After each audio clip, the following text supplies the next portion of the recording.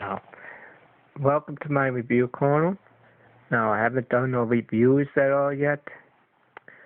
As I ribs were holding last week. I just got done reviewing Maldak and The Disappearance of Haruki Suzumiya. Two good movies. Now, I'm wondering, why am I redoing the Clannad after story in the motion picture? Well, quite honestly, there are any questions about this motion picture. One question in particular: why did you end up giving the fourth season of Clannad and Clannad after story a 5 out of 5, and the motion picture a 2 out of 5? Why? Well, I think I can answer that question in a good way. And once this review is done, it's done, and it won't be put on again. All right, I'm gonna show you the series right now.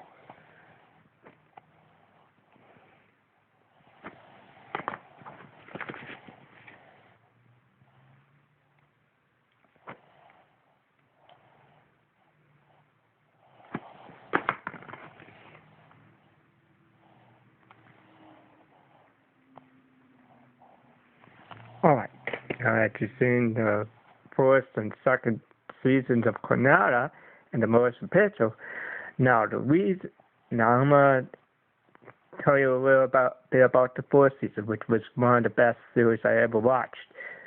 The fourth season of Clannad dealt with Tomoya Okazaki, voiced by David Matranga.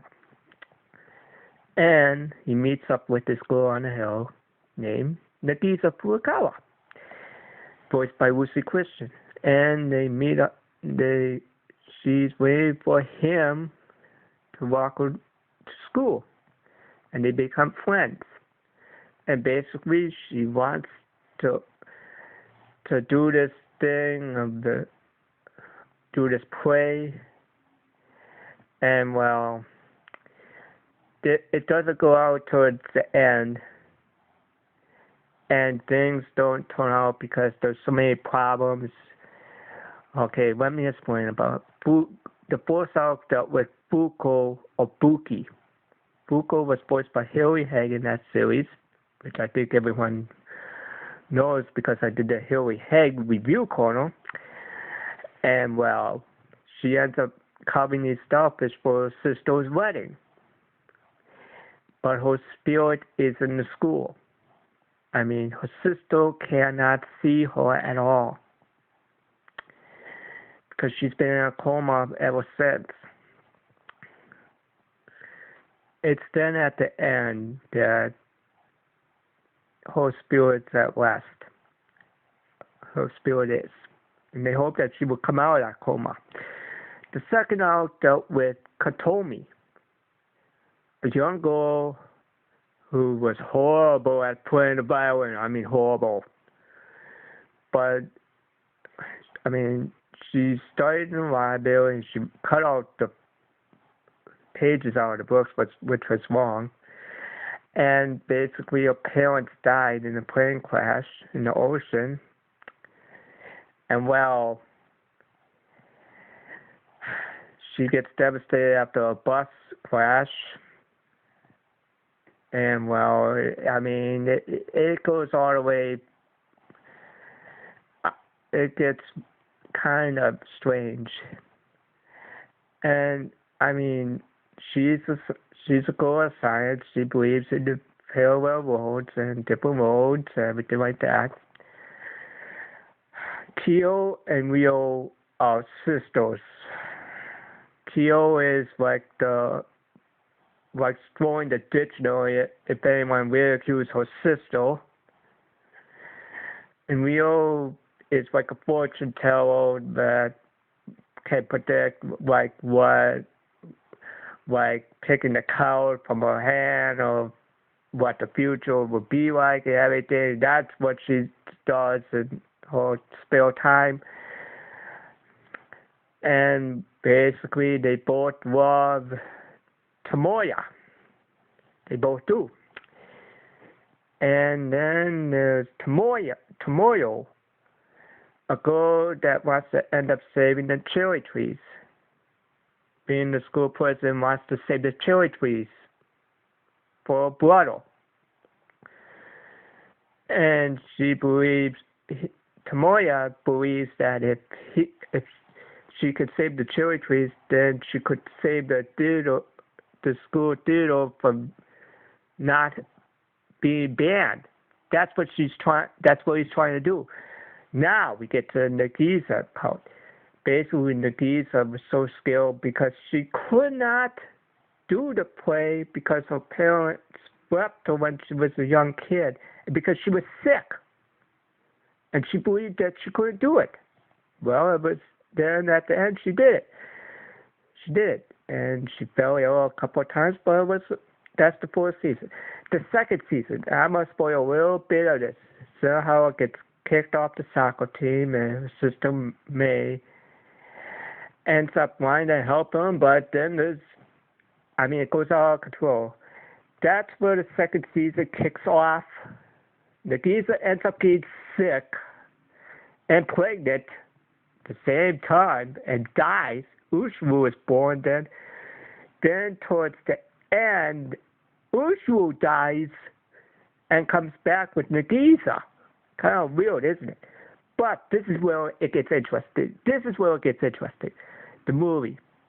Now, the animation is not like what it is in the series. It's done by Toei Animation, the ones responsible for Mezzo Forte. And well, the animation is screwed up. The voice act is okay.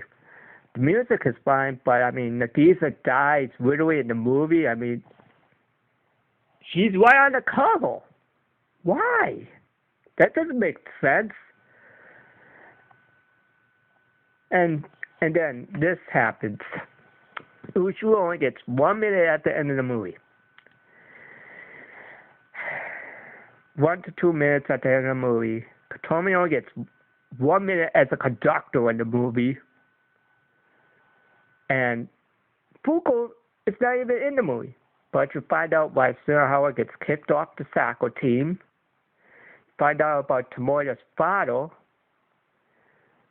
And, that's all well and fine, but, everything is just screwed up. Sarah Howard walks like Rupee from One Piece. It does not make sense.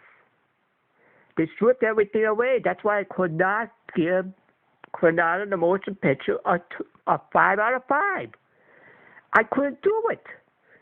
If the animation was fine, if the story would have been more better, I would have did it. But killing off a character and bringing her back in the after story is fine. But killing off a character in the motion picture, that's kind of awkward. That is. Now, I think about 10 series where each character dies, plus one movie, which was the end of Evangelion. I see Chrono Rosetta and Chrono Crusade at the end, which were the main heroes. I see Yomi die in Godway Zero. I see Romeo and Juliet die in Romeo X Juliet.